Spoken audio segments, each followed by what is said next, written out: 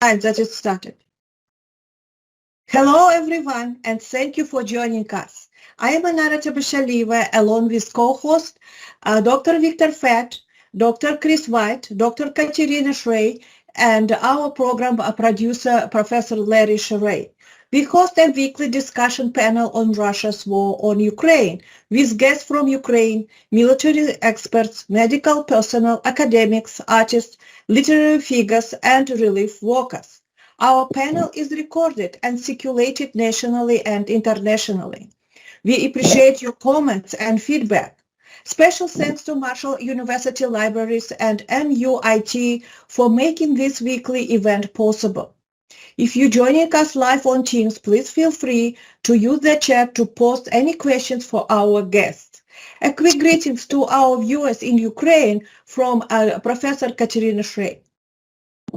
Вітаємо наших слухачів в Україні з глибоким поклоном. Ми свідки вашого страшного терпіння і також вашої великої сили. Дякую вам за вашу участь в нашій тижневій програмі, а зокрема сьогодні, як ми сходимося споминати нашого милого колегу Сергія Курбатова. Вічна йому пам'ять. Thank you very much. And today's guest will be introduced by Dr. Victor Fett. The rest of us turn off our camera. Thank you. Thank you very much, Anara. We're honoring today the late friend, Dr. Sergii Kurbatov, who passed away on June 1st this year. Dr. Kurbatov of Kyiv spoke twice at our discussion panel, and these recordings are available 15th July last year and 14th of April this year. Dr. Sergii Kurbatov worked at the Kyiv National Economic University and National Academy of Sciences of Ukraine. He was a guest researcher in Sweden at Uppsala Centre for Russian Studies in Uppsala University, and we have today his colleagues from Sweden too. His academic interests were very broad. They included process of internationalization of universities, influence of education on state policy and state building, specifically in post-Soviet states, the process of shaping elite electoral behavior, cross-ethnical relations. He was a sociologist, philosopher, and a poet. I will pass microphone today to several people who knew Sergei and wanted to join us today in our informal tribute. And the first speaker joining from Kyiv is a person who introduced Sergei to our panel. This is Dr. Petro Strizhak, a chemist from Kyiv. Please, Petro.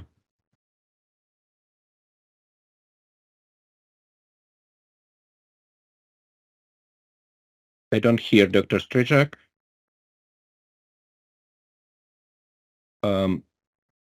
If we lost connection and we do not have it now, then probably I will delay Dr. Strizhak and ask Sergei friend from Sweden, Dr. Ausra Patskochimaite, I'm sorry, to join in and unmute herself and tell us what she would like to tell. Please, Ausra. Дякую. Дякую, Victor. Thank you so much. Добрий вечір. Слава Україні. I have been friends with Sergei for more than a decade now, actually. We met in Uppsala, Sweden, which he really loved. And he was a visiting researcher there for quite some time. And he would come back quite often to give presentations and to meet his friends there. And our first meeting was in Uppsala, and our last meeting was also in Uppsala in April, actually, this year. It is, like you said, Victor, it's very symbolic that we are having this conversation on Midsummer. Actually, in Sweden, this is a big celebration today. It's always on Friday. And it is a celebration of life and light. And Sergei was a person of light and light. Actually, when I met him this last time in April, I really thought about that, how a person came from a country torn by war, and he remained he somehow was able to remain positive, optimistic. Somehow he would make others feel calm, that everything is going to be okay. And in that sense, he was truly a unique and special person that touched so many people's lives and hearts. I'm just gonna say a few more things that I've been thinking about. That Sergei did not have a gun, and he was not a soldier in a conventional sense, but he was defending Ukraine every day, using his most powerful weapon, which is his words. I think probably all of you have read his article on The Guardian that was published, or his story rather, in an article that was published in March of last year, and I reread it just a few days ago, and it's a really beautiful and very touching personal story. And I think even see that Sergei, he remained optimistic and he remained hopeful that Ukraine and justice will prevail. So if you haven't, I really recommend that you look up this article on The Guardian. He also posted many Facebook posts, and those of us that were on friends with Facebook, I think we saw that he always emphasized life and the beauty of life, and I remember smiling many times when reading his Facebook posts of photographs from Kyiv. Life prevails in the end. He somehow had this capacity to see the beauty even in the darkest of times. He also held a presentation when he was here, or actually several presentations. I attended one of them at Uppsala University, telling about the struggle of Ukrainian academics during the war.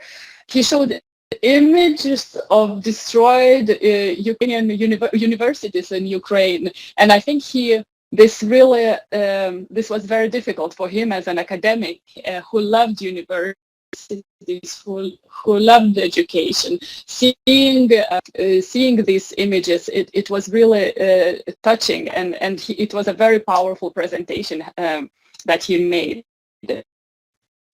So he was truly an ambassador for Ukraine, and that also included bringing Ukrainian chocolates. I think everyone at our institute have been given chocolates from Ukraine by Sergei. Even this very last time, he brought a chocolate for me, and I couldn't believe, and I told that to Sergei. I said, what kind of person brings a chocolate when coming from a country torn by war?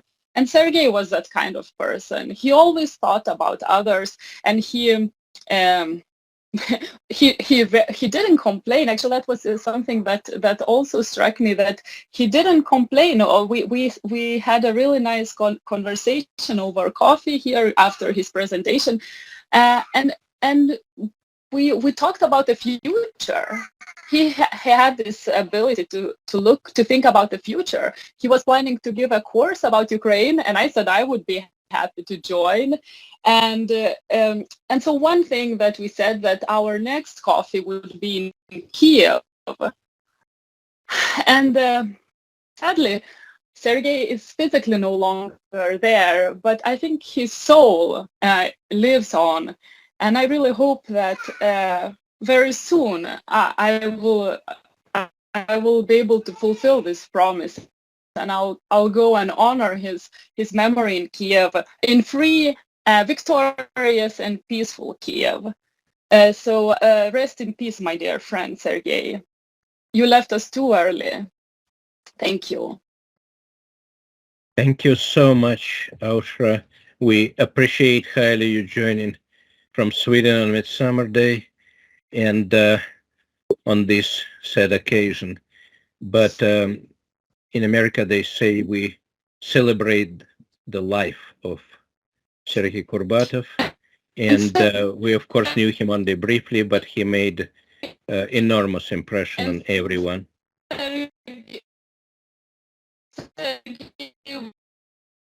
want us to celebrate. You're breaking down. But yes, I understand. He would want us to celebrate his life.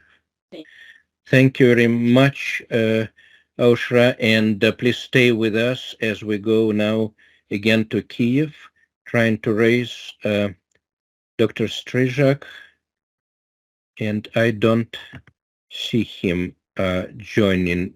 There were some connection problems, as I understand. Then I would ask Dr. Per Gustaffson Kurki from Sweden also. We have two guests from Sweden because this was the place where Sergei worked, and definitely which meant a lot to his work and his life. Please, Dr. Gustaffson. Thank you. Thank you for the opportunity to be here today and to honor Sergei's memory. Slava Ukraini. Heroям слава. Yes. I met Sergei first time just as also did in Uppsala. I was an academic in those days, and he was one of the colleagues. And I think that I already at that time noticed what is evident to everyone right now, that he had a great capacity for friendship, for establishing friendships and cultivating friendship and greeting people in a warm and kind way. I think he was always gave the impression of being a very kind person.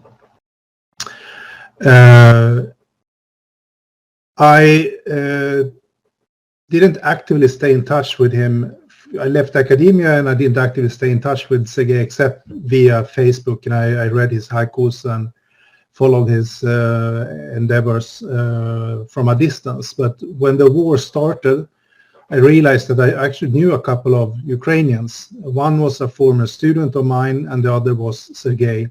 And I decided very early from the very start that I would have to write to both of them just to show support and to see how they're doing and so on. And I also so I stayed in touch regularly, wrote to Sergei on Messenger regularly from the beginning of the war, and just to see how he was doing.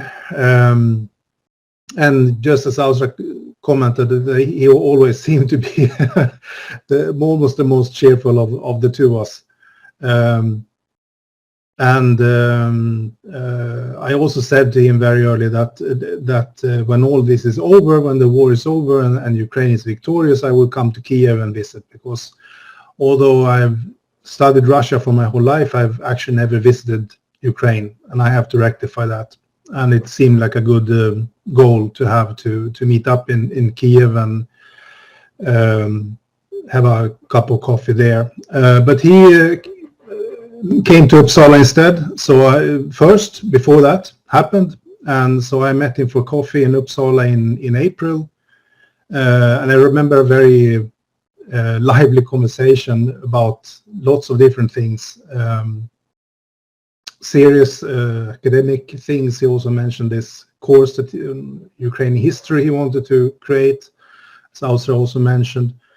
And I think my strongest memory, or what I would remember mostly about this in a fond way, was actually a conversation about Soviet cartoons. I don't remember how we started to talk about this topic, but we both had lots of impressions and memories of Soviet cartoons and East European cartoons from the Cold War era. So he was a man of many different interests, and an interesting person to have a conversation with. And I think that is why his untimely death struck me as very difficult news for me, because I really counted Sergei as a person I would really like to continue to see for several years, many years, decades to come, and cultivate a friendship with him. I was looking forward to that, and I know that many people were looking forward to that as well. So we all share that, I think, those of us who met him and were in touch with him. So his death was clearly untimely, and but I know that he will be he is missed by many people here in Uppsala and in Sweden and everywhere else too. And I know his memory will be taken care of. He will be remembered. Thank you. Thank you very much, Dr. Gustaffson, for this memorial words. Please stay with us if you can. I think I can give microphone now to Dr. Strizhak from Kyiv. Petro, please unmute yourself, and we can hear and see you. Microphone is yours. Sorry please. for some technical problems appeared, but you know, sometimes it happens. Yes. I know Sergei for almost 10 years. Basically, it's official story how we met each other after last revolution in Ukraine. You know, we had several revolutions, actually 3. The last one ended with beginning of the Russian war on Ukraine in 2014. And after that, a lot of changes have been introduced in our educational system. And for some reason, government decided to establish a new institution. It's called, if I am right, Quality Insurance Committee for Higher Education in Ukraine. So the idea was just to enhance the quality of higher education in Ukraine. And, you know, right after revolution, people were enthusiastic about everything, changes everything, and things like that, especially when the first battles, I mean direct battles with Russian troops happened. That was, I guess, in June or July 2014. And well,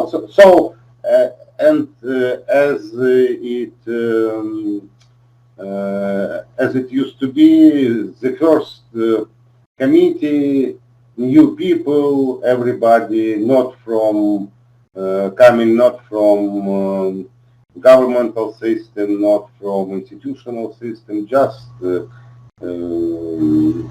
I would say bright scientists, not me of course, except me, and bright people again except me. So basically it was a very good team, and Sergei, I would say, was a sort of diamond in that team, because from the very beginning he knew a lot of things about higher education that was surprise for me, because that was something new. I mean, these official things, quality insurance, stuff like that.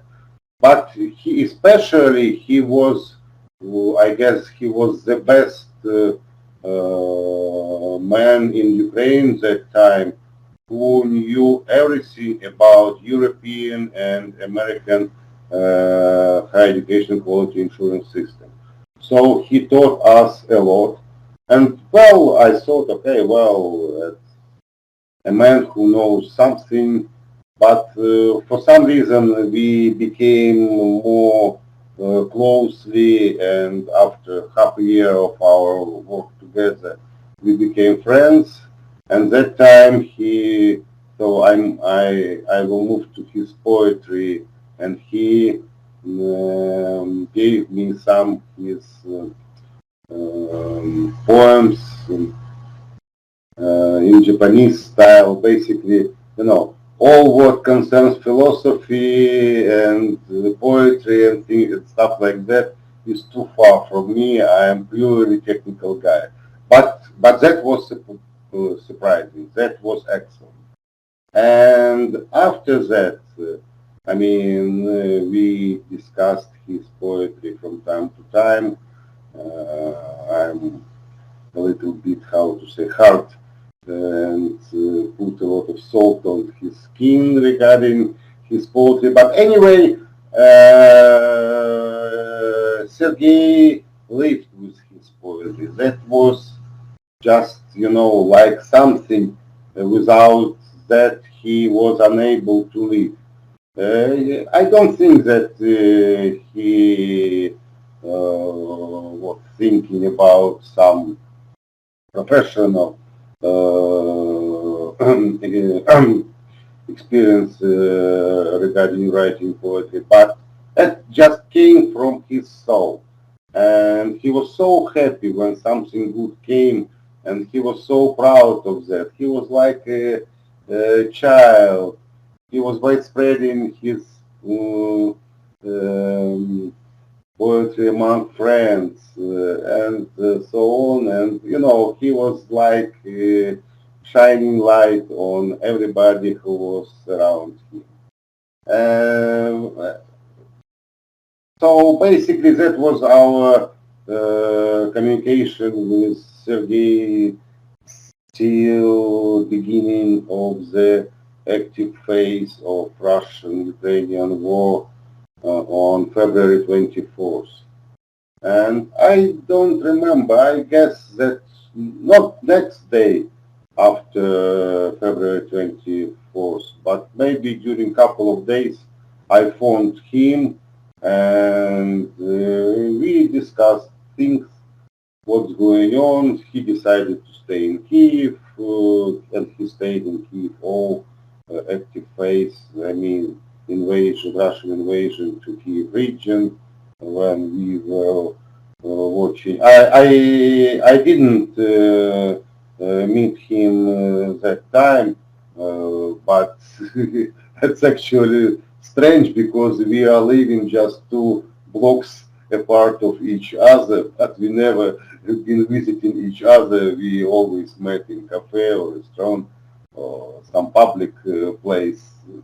But I invited him, he invited me, and last call I made, or he made, I don't remember. That was, I guess, 1 or 2 weeks before the trade strategy. And we decided, okay, definitely we should go to some place in Kyiv to sit down, to drink a little bit, drink coffee, discussing everything and things like that. Unfortunately, that wouldn't be the case since that. So actually, I guess that Sergei was a man who liked very much it. It may be looking like he was liking traveling, but I guess he liked changes. So for him, moving from Kyiv to Sweden, to Uppsala, actually he was so happy about his visits to Uppsala. He told me that, wow, that's so great, I spent so great time and I did a lot of things. So, but I guess that he liked changes.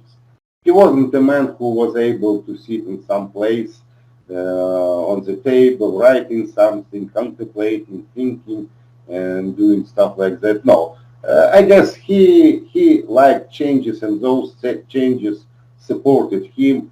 I don't know during the last year. I guess, months before his death, he visited his parents. I would like to say that that he was visiting his parents very frequently, I guess 1 or 2 times per month. So again, that was, of course, appreciation to his old parents, and he was supporting them very much. But again, that was sort of changes for him, and those changes supported him. So I'm very happy that Sergei left us a lot of good things, and people will remember those things. And I do appreciate this panel organized by excellent team from Marshall University. This panel dedicated to memory of my good friend Sergei Kurbatov. And at the end, I wish to say that that's the war. Not all people, unfortunately, survived during the war, not only on the front line or under the siege.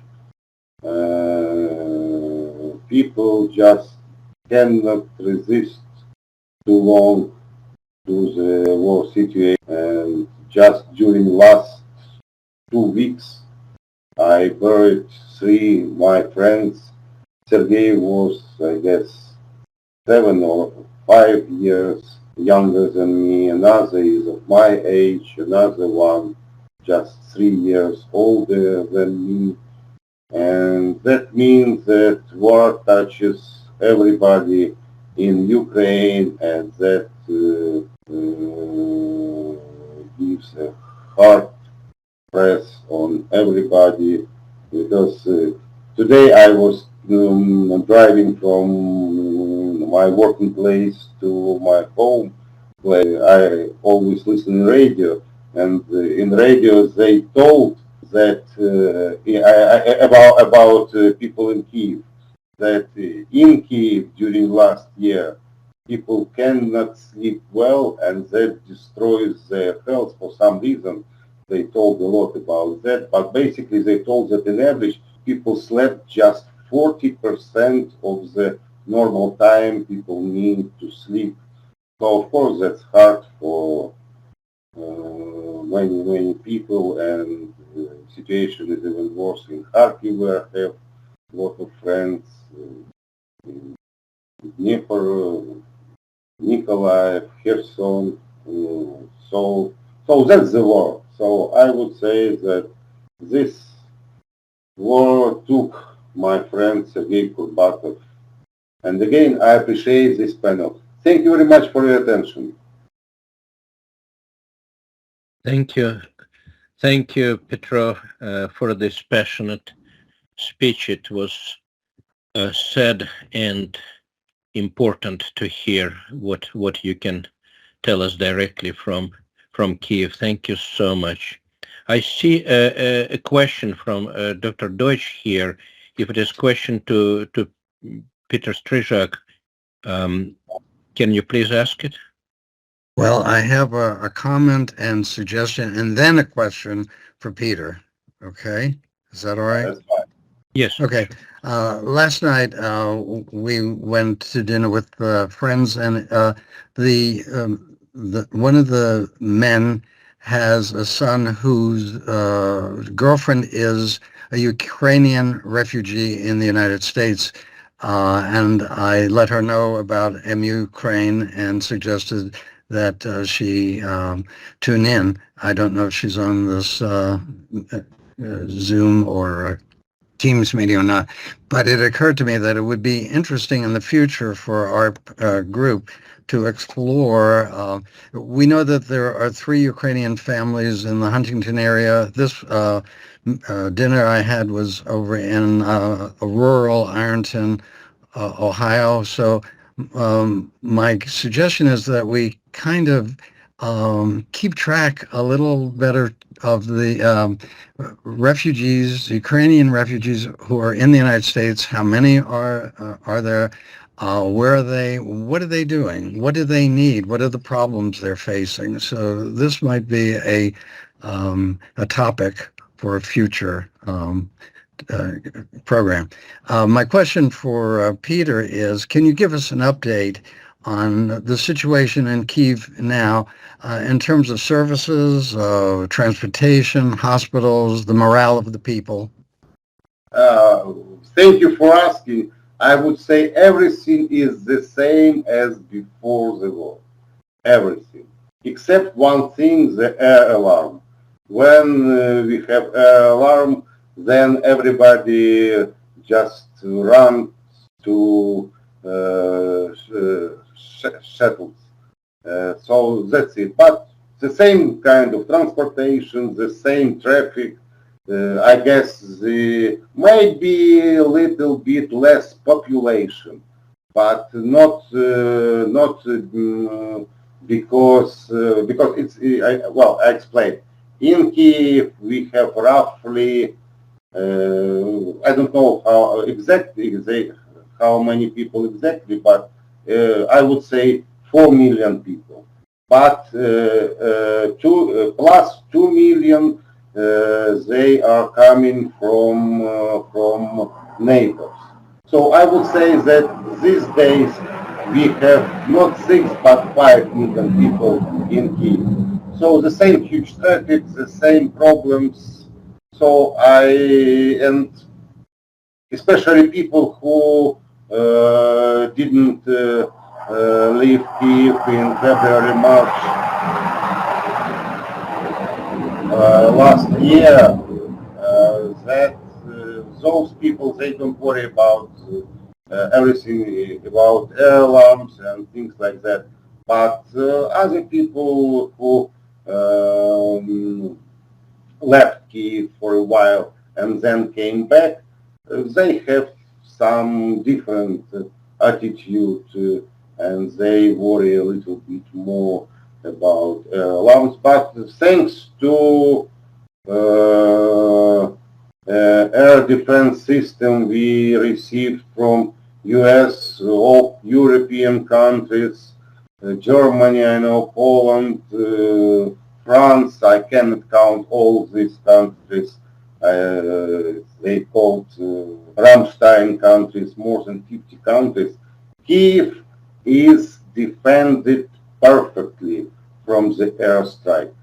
I would say that during last, I guess, 4 months, only several strikes targeted inside city, but not direct. It was not direct target. It was just ripples of missiles. They blow up in the air. They were struck by our air defense, and that they made some damage. So I guess I answered your question. Thank you. Yes, you did. Thank you very much. Thank you very much, Peter, and please stay with us. We hope to have more friends join from Kyiv, but you're the only one right now. However, I have one more tribute to Sergei, and this is not live, but in recording. There is a professor we both knew, Andrei Rogatchevski, who teaches in Norway, Arctic University of Norway, I guess one of the most northern universities there in Europe. Andrei teaches Russian culture and literature, and he was a friend of Sergei Kurbatov, and he kindly agreed to send me a recording, which I will now try to share with everyone. It's 7-minute recording. 1 second.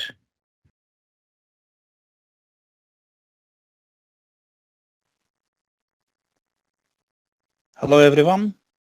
My name is Andrei Rogatchevski. I'm professor of Russian culture at UIT, the Arctic University of Norway. I'm here to say a few words in memory of Sergei Kurbatov at the invitation of Viktor Fett. Sergei, who passed away earlier this month, was a remarkable man whom I met for the first time over a decade ago in Uppsala at the Center for Russian Studies, where we both were researchers, temporary researchers on leave from our respective universities. Sergei from Kyiv, and I worked at the University of Glasgow at the time. There were quite a few researchers on short-term contracts at this center, and we hang together, and socially, one might say we had a good time in combination with hard research that we've been all doing. Sergei's specialization was something that I wasn't particularly interested in. Unfortunately, I know that he has achieved a great deal as an expert in the sphere of education. But I knew more about his other interests, such as, for example, poetry, and also journalism, because he worked as a freelancer for a Kyiv newspaper called Zerkalo Tizhnya, Mirror of the Week. And those were his publications and texts that I mostly read, and they were written very professionally, with great talent, and as far as journalism is concerned, with a kind of nose for interesting people and facts. And also he was a very entertaining enlightener, because he was talking about difficult topics on the newspaper pages for a fairly wide audience in a very accessible way. He was also a very kind man, liked having people around him, and liked connecting them. He was very generous with his contacts, and sharing his contacts with others, and saying, aha, so you're interested in this topic, you should speak to that person. This led to many cooperations well beyond the time when I met him. Thanks to Sergei, people would collaborate on various things, and these collaborations sometimes lasted a long time. When the book that I co-authored in 2019, called A War of Songs, about the current hybrid war that used to be happening on the Ukrainian territory between 2014 and February 2022, the reflection of that conflict in songs, in popular music, when it came out in Germany in English. My co-authors and I went to Kyiv to launch this book. And there was a reception at the Norwegian embassy, because most contributors to this book were working in Norway. So the Norwegian embassy staff was asking us who we would like to invite from the local friends and acquaintances who were residing in Kyiv. We suggested several people each, and Sergei was on my list, and he came to the reception, and this is when I saw him again, although we had been in touch on and off over the years after our stints in Uppsala came to an end. We sort of reconnected again. At the embassy reception, he was in his element, rubbing shoulders with various pop stars, Ukrainian pop stars that had been invited. He also met the Minister of Culture at the time, one of the greatest living Ukrainian authors, Andrei Kurkov, and his wife. It was great fun, and I think he enjoyed the occasion. Last time I met Sergei was in Uppsala again. I actually met him at the same institute, the same research center. I'm there at the moment on study leave from my own university, and Sergei came for a short period of time, for 10 days, also from Ukraine. And we talked privately a great deal. He told me a lot about his experiences of wartime. He also gave 2 papers on the subject of higher education in Ukraine in the center that we've been affiliated with, and then in Stockholm, in one of the research institutions there. This was very impressive. Many people came to listen. He seemed to be in a good shape. Nothing actually showed that he had underlying health problems. So his demise came as an unpleasant surprise and shock for many of us who knew him. I'm really sorry to lose such a dear colleague and friend, and this little talk is the least I could do to honor his memory. Thank you for your attention. Goodbye.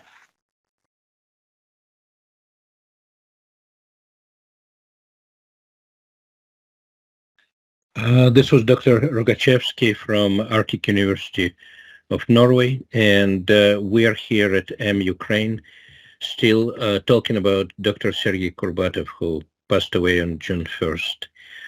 In the concluding segment of our podcast, I would like to show a small fragment of Sergei's talk with us on July 15th last year, and seeing him in person, recording here, probably will be better than further discussion and reminiscences. So let me try to share my screen again.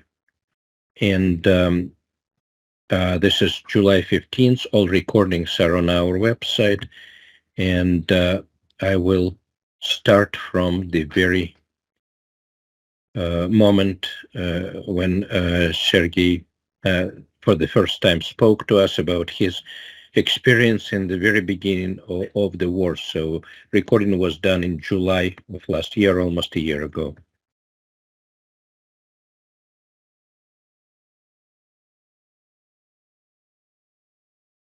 Victor, while you're trying to get the video queued up, I'd like to just say a few words about how grateful I am for Dr. Kurbatov's participation in our program. Every time he spoke, no matter what he was speaking about, how serious, how somber, how dire circumstances were, he had this smile on his face that belied inner strength and courage and hopefulness that truly did lift everyone else up, as other speakers have mentioned. We're very, very grateful for his participation in our program and very lucky to have had a chance to work with him on this program. Вічна йому пам'ять, хай з Богом спочиває. Thank you, Professor Fiat. Thank you, Marshall University. I really appreciate this opportunity, and I'm really happy that Nina make so wide presentation before that I could share just my personal, emotional impressions from being in Kyiv and being in this situation of war. I want to start with the beginning of the war. On the 24th of February, I was awakened by the sound of explosion. My first impression, it was something happened with gas or anything else, but explosion repeat and repeat. I open internet, it was 5 o'clock in the morning, and I found that war began. I need to say that it was like a deep feeling of irreality. It could not be, it's impossible. But at the same time, it's like a struggle between your brain and your heart. You understand that the life changed dramatically, and that you face something unpredictable, unusual, unexpected. But at the same time, you continue to be in this previous peaceful reality. In an hour, I understand that I have no cash, and I remember from reports about war that probably financial system was faced problems. So I go to ATM machine, and I found that many people go in the direction of railway station, and it was a relatively long queue to the ATM machine. So I withdraw this cash, and my next idea was that I need to be with my parents in Sumy. I am originally from Sumy. This is a city approximately between Kyiv and Kharkiv in northeastern Ukraine regional center. And I bought a train ticket for the next day because I understand that I need to manage numerous things here in Kyiv before I could go to Sumy. But bombing starting, the train was cancelled, and I remain in Kyiv. Victor mentioned that I wrote my impression for Guardian. Now I just try to put it here. You could see this my interview about my feeling being in almost encircled Kyiv. It was like the first and the most important impression was that you are in empty city. At the second day of the war, on February 25th, Kyiv became almost empty. You could see in this paper a photo which I made in this empty Kyiv. I live almost in the center of city, at Saktagansko Street, for those who know Kyiv, and at the middle of the day, you could not see people. And this impression that you are alone and you need to do something. And what I have no military preparation, unfortunately, so I decided to conduct a project and to record video from my American and Western friend in support Ukraine. We conducted this project together with my friend, journalist Anton Podlutsky. So it was like a kind of escaping from this awful reality, at the same time doing something to support your native country, to support Ukraine, to struggle with this aggression. So, and what was the most harmful for me that time, again, my parents were in Sumy. It's 300 kilometers, and Sumy also were encircled, and Russian troops even come in the city, and I could not do nothing. I could do nothing to support them, to help them. They are older. They have 84 and 81 years old. So this is this feeling of that your soul like split between two cities, between Kyiv and Sumy. And I also wrote about this in my other article for Baltic World, and you could see some pictures here. So this is the most powerful impression this time, and I could recall how inspiring was for me when I understand that this situation come to its end. I have a kind of inner suffering for people in Kharkiv. Currently, I have a friend in Kharkiv. For people in Mykolaiv. By the way, today one of the unique University of Shipbuilding, the building was destroyed by Russian attack. But it's a little bit egoistic feeling that at least you escaping from the danger. You escape from this possibility of being under Russian occupation. You escape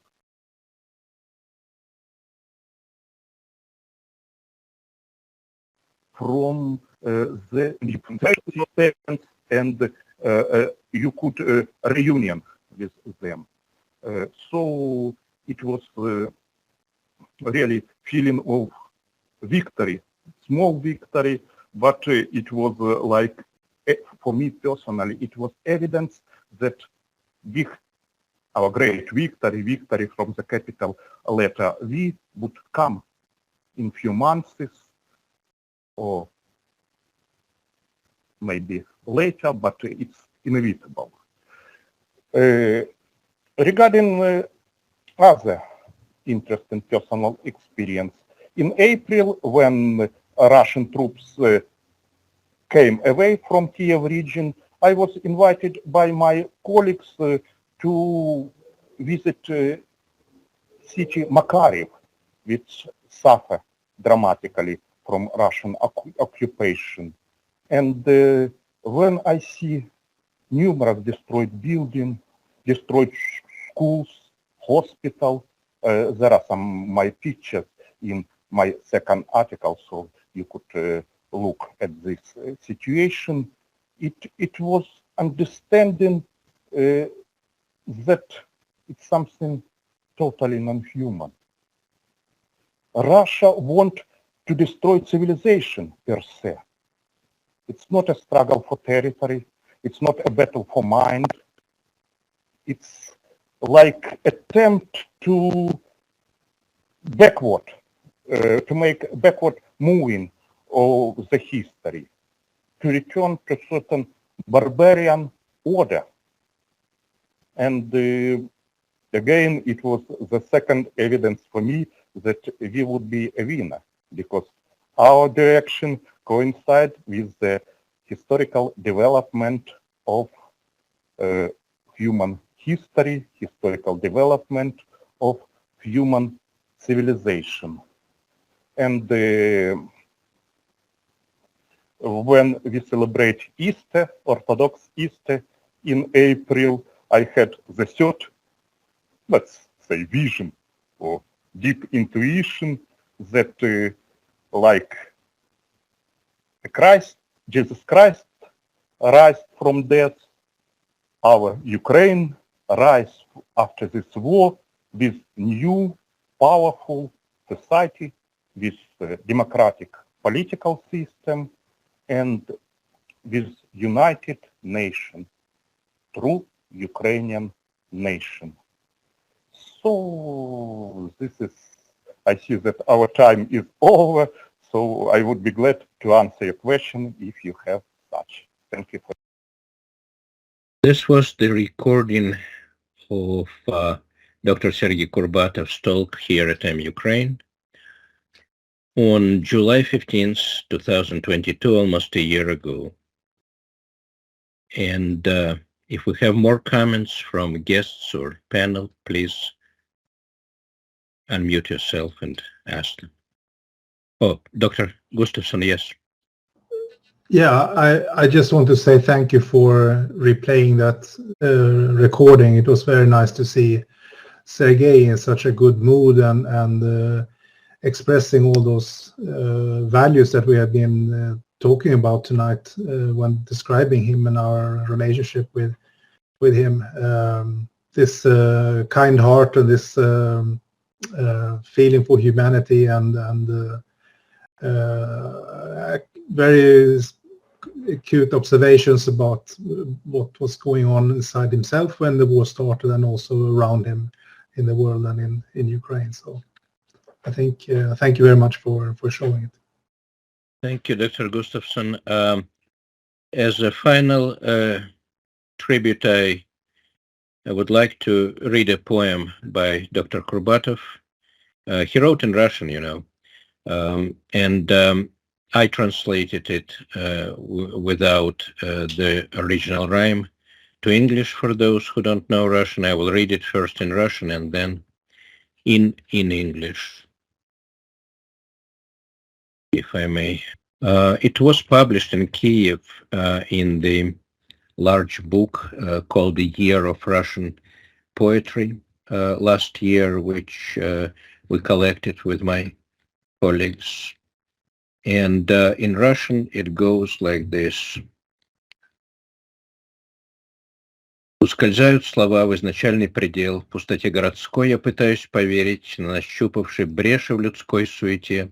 Снова осень стучится в открытые двери, снова листья, их золото сводит с ума, заплетая в косички печали, причуды. Кто-то ясную вечность опять разломал, неизбежные в музыке смерти почуяв.